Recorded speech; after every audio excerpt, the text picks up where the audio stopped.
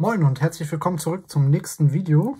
Wir haben beim letzten Mal diese Radläufe hier fertig gemacht und würden uns jetzt einmal um den Überrollbügel kümmern.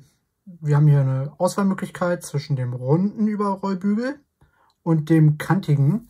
Und ich habe mich auch schon für eine Wahl entschieden, nämlich wir werden den kantigen nehmen. Und dafür müssen wir hier einmal den natürlich aus dem Rahmen holen. Außerdem werden wir hier diese Bolzen hier silber machen. Und dann werden wir im selben Bauschritt noch hier solche Platten einbringen, um dann ja soweit die Radläufe zu komplettieren.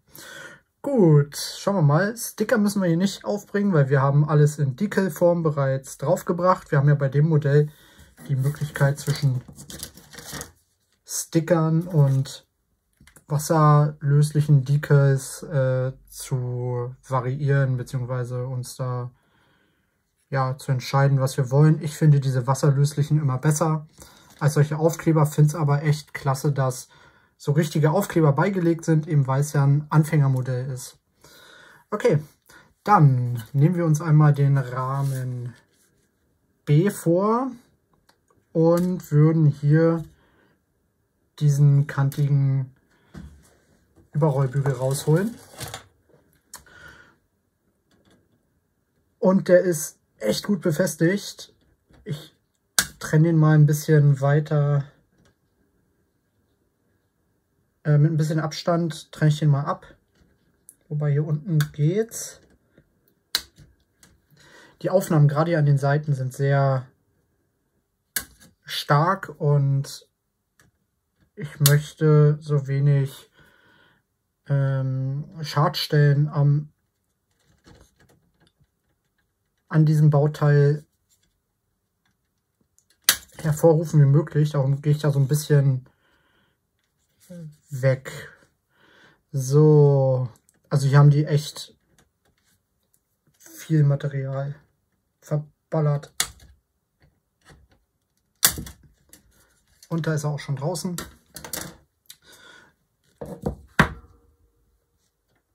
Okay, wenn ich mir das mal so ansehe,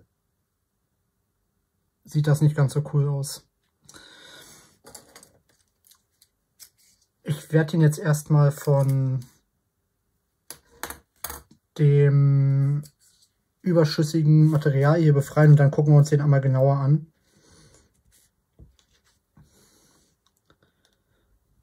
Ja, die haben hier extrem viel Material reingetan in dieses eine Bauteil hier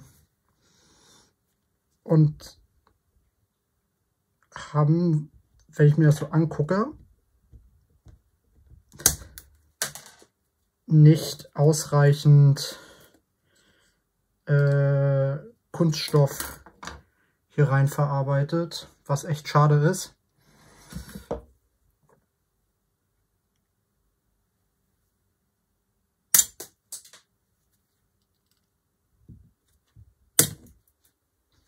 So, aber wenn wir uns das mal anschauen.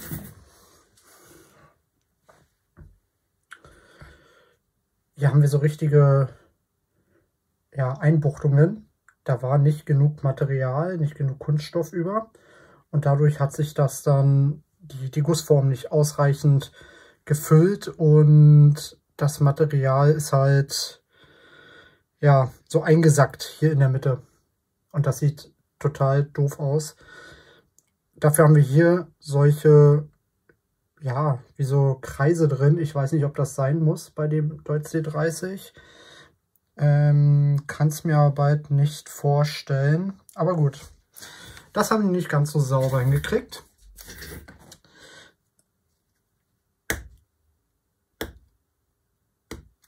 So, ich entferne jetzt mit dem Messer noch das restliche Material.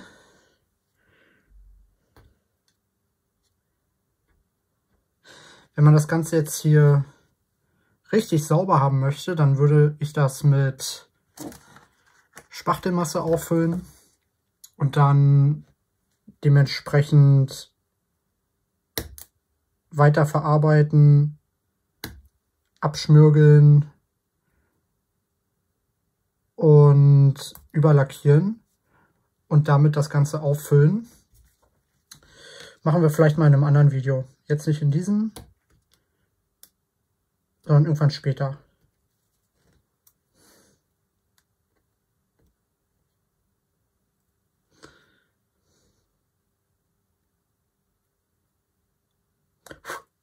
Okay. Hier haben wir noch... Ja, ich weiß gar nicht so genau, wie ich hier rankommen soll. Ich glaube, das schmürgeln wir weg. Ich komme nämlich mit dem Skalpell nicht sonderlich gut ran. Und das ist verdammt viel Material hier über.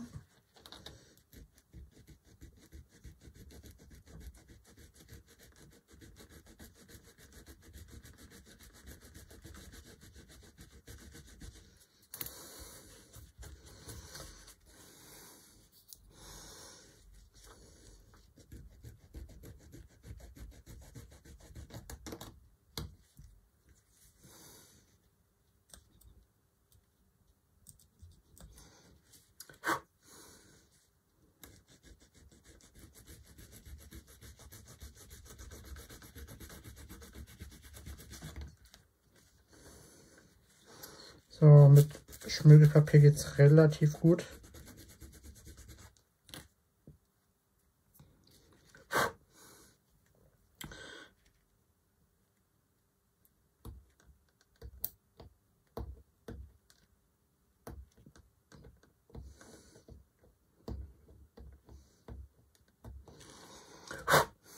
Ja, das hat gut funktioniert. Hier ist diese Stelle nicht ganz so groß. Ich denke, hier kommen wir besser mit einem Messer durch. Das muss man immer so ein bisschen situativ entscheiden.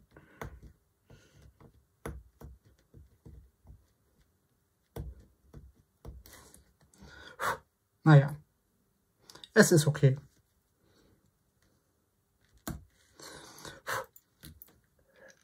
Okay, jetzt haben wir den Überrollbügel soweit rausgearbeitet und müssen jetzt einmal gucken, wie rum wird denn der überhaupt eingebaut.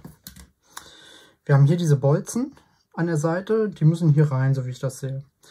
Und ja, wie rum setzen wir den rein? Ich glaube, das ist bei dem tatsächlich egal.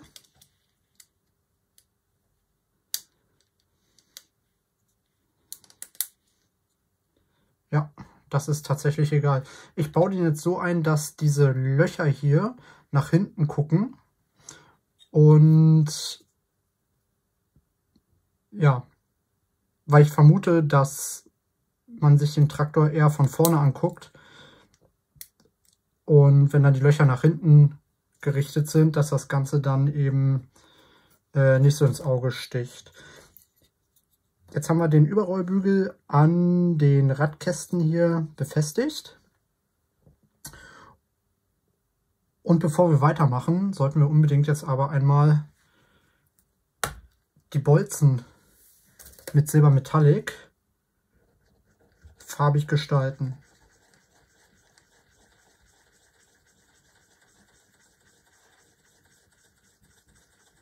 So, schön durchmischen.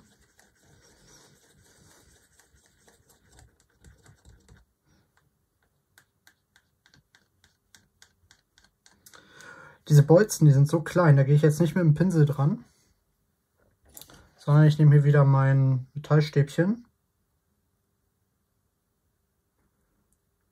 streife hier noch ein bisschen Farbe ab.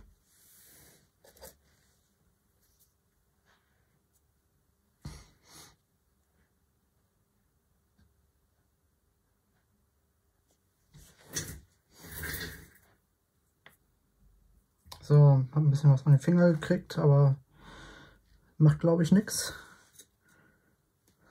Okay.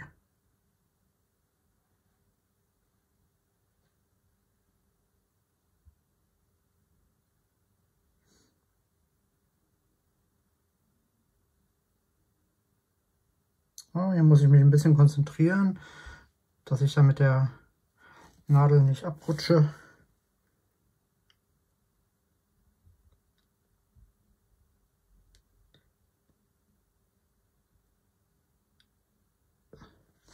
So, das sind halt so kleinere Eyecatcher.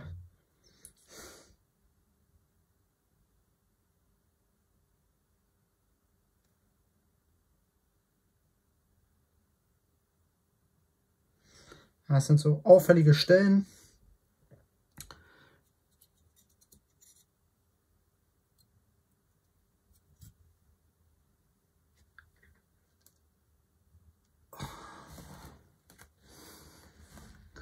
Und jetzt hier unten noch 1,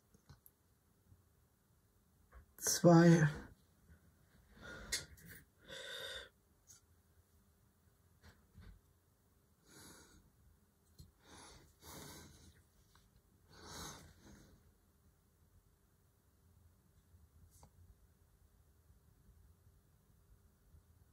3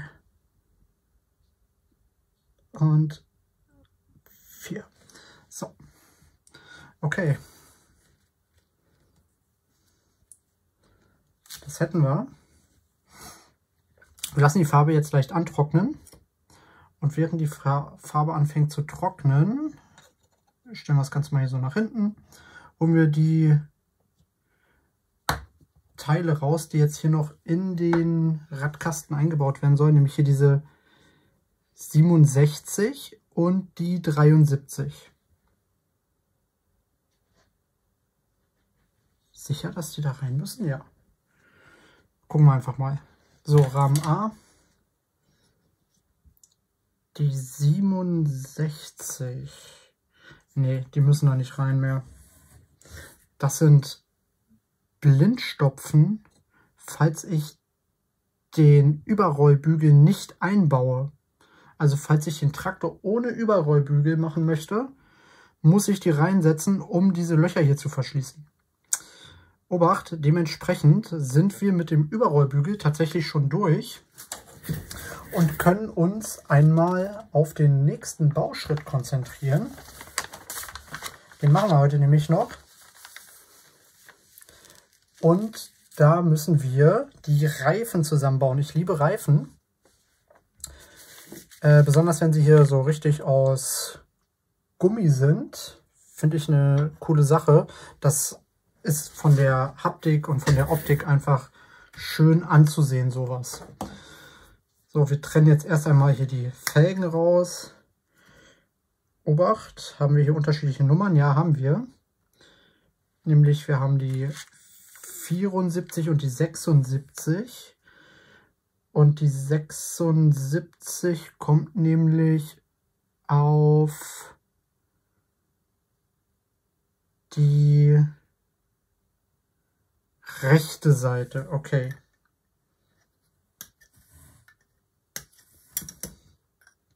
Wobei ich vermute mal, dass das nachher egal ist, welcher Reifen wo dran kommt. Ich kann hier zumindest jetzt an den Felgen schon mal keinen Unterschied erkennen.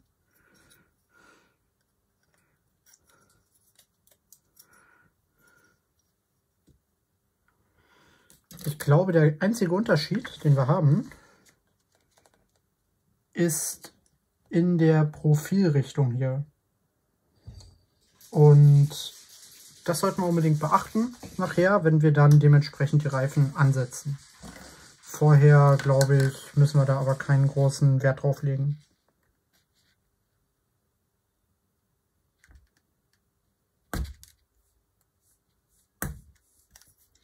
So, überflüssiges Material hier entfernen.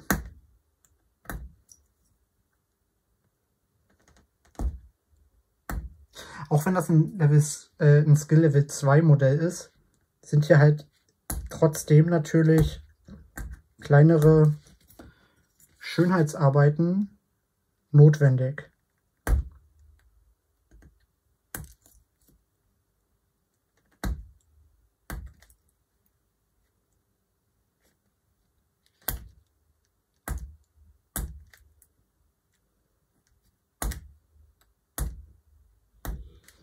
So, haben wir schön das überflüssige Material weggemacht.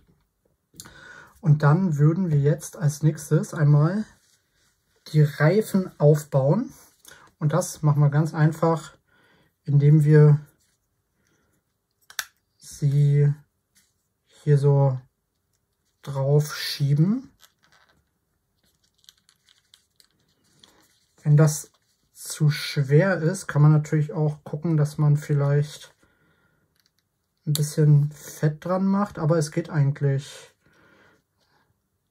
Ja, so leichtes Reifen aufziehen.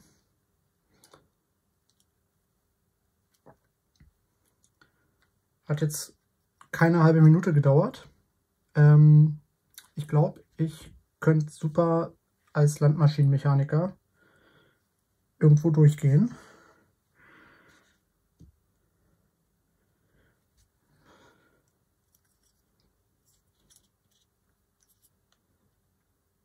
So, dann die zweite Seite.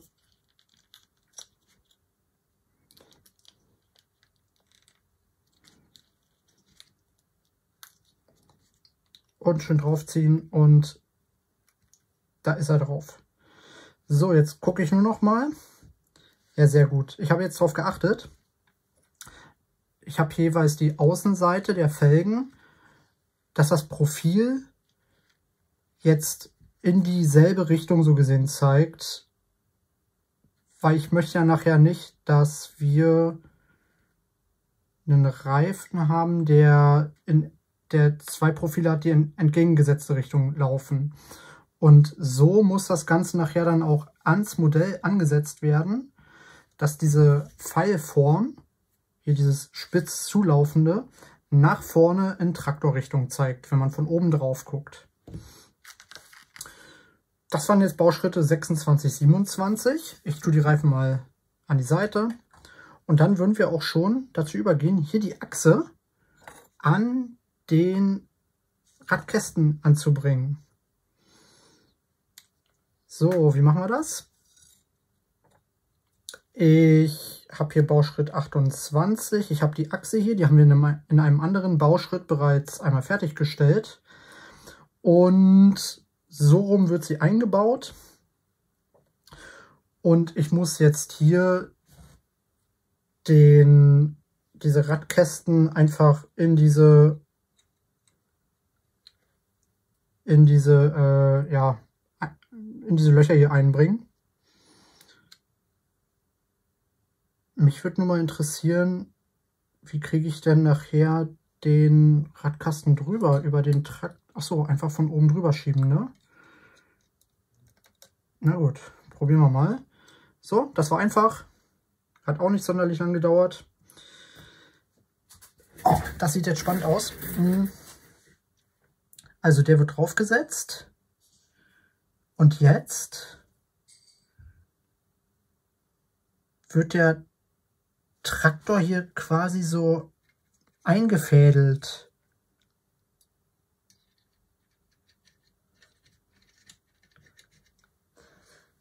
Okay. Das ist jetzt ein wenig friemelig tatsächlich. Ich werde hier auch nichts abbrechen,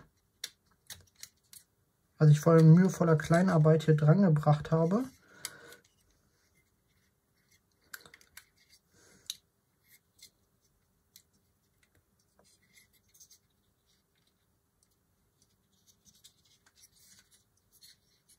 Hier schön auf dieses Pedal aufpassen, weil das ist doch sehr dünn und hier auch auf den Schalthebel. Eieiei. Okay, das ist jetzt echt. Ich drücke mal von oben mit dem noch offenen Messer. So, Messer immer zumachen und drücke jetzt mal von oben hier so drauf. Nee, das wird nichts.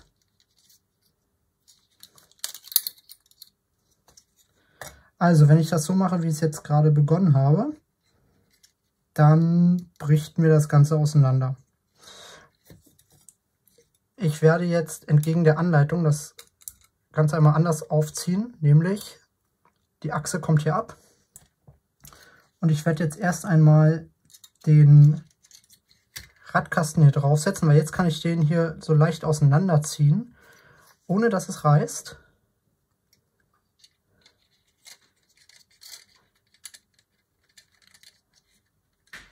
Hier drüber packen.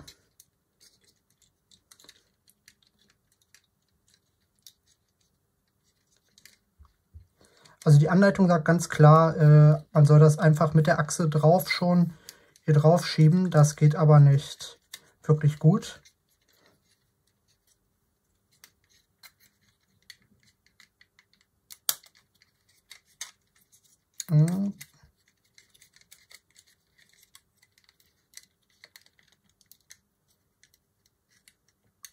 So. Und so. So, ich mache es jetzt erstmal ohne Achse. Also wenn ihr das zu Hause macht, dann macht das mit größter Vorsicht. Hier bricht ganz schnell mal was ab. Beziehungsweise hier muss es jetzt wirklich 100%ig passen.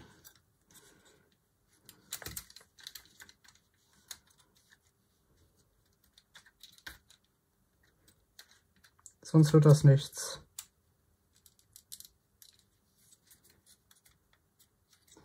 So. Und jetzt würde ich nämlich die Achse drauf stecken.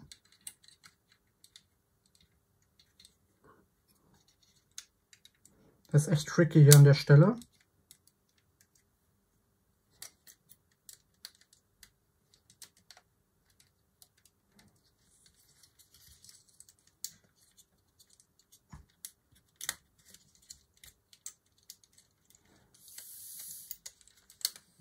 So. Oh Gott, ich habe Schweiß auf der Stirn. Das war jetzt echt eine Zitterpartie hier. Aber es scheint jetzt alles soweit sich am Platz zu befinden.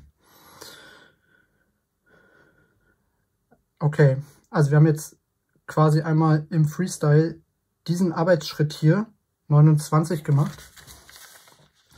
Und ich kann nur dazu raten, macht diesen Schritt, die Achse aufstecken, erst wenn der Radkasten oder die Radkästen in diese Führungen hier gebracht sind. Erst die Radkästen in die Führung, dann die Achse drauf, und zwar ganz vorsichtig, immer in Rücksicht auf die bereits verbauten Pedale und Hebel und Schalter. Und dann passt das Ganze auch. Gut, dann würden wir uns einmal dem nächsten Bauschritt zuwenden, nämlich wir holen uns die 77 und die 75. Und wenn wir damit durch sind und die Räder aufgesteckt haben, dann ist schon ganz viel geschafft. So, die 75 und die 77 befinden sich hier. Das sind diese Hülsen hier. Ich hole die mal lieber mit dem Skalpell. Das ist jetzt die 77. Und das Ganze ist halt so ein bisschen analog zur Vorderachse zu sehen. Und die 75, das sind halt diese Hülsen, mit denen die Räder festgesteckt werden. Ich glaube, auch hierbei ist jetzt eigentlich relativ egal, welche man worauf setzt, weil sie sind beide identisch.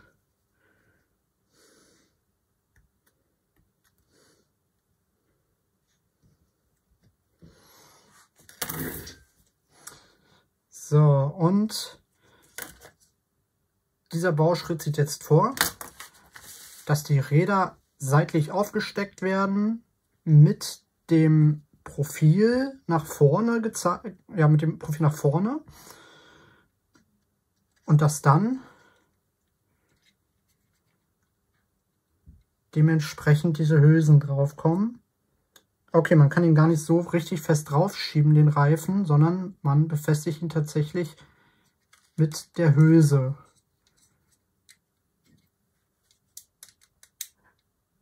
So.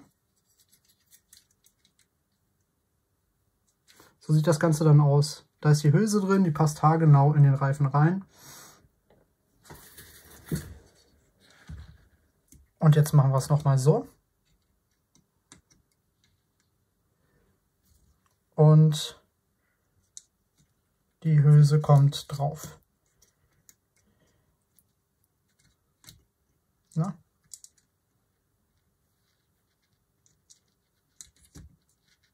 So.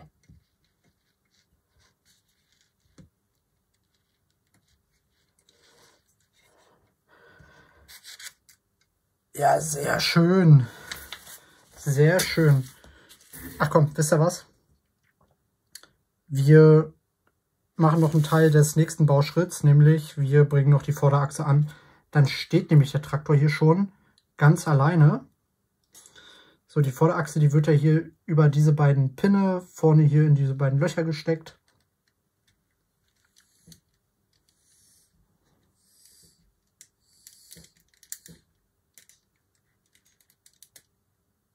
So. Sehr schön. In dem Sinne, wir würden im nächsten Video einmal hier diesen Halter hier anbringen, oder? Was ist das? Irgendwas wird es sein. Ich weiß es jetzt nicht. Diesen Halter hier auf jeden Fall. Und dann machen wir mit den kommenden Bauschritten weiter. Richtig cool. Der Traktor steht jetzt auf eigenen 4 Rädern.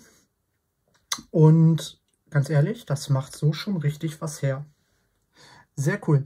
Dann, ich würde mich freuen, wenn ihr beim nächsten Mal wieder einschaltet. Lasst mir gern ein Like da auf dem Video. Abonniert den Kanal, wenn ihr weiteres sehen möchtet. Ich denke, wenn wir mit dem Traktor irgendwann fertig sein werden, das ist nicht mehr ganz so extrem viel. Das ist jetzt dann hiernach nur noch eine Seite. Werden wir uns an den Phantom 2 machen. Ein Kampfflugzeug, da haben wir schon mit angefangen. Da gibt es auch hier nochmal verlinkt eine weitere Playlist.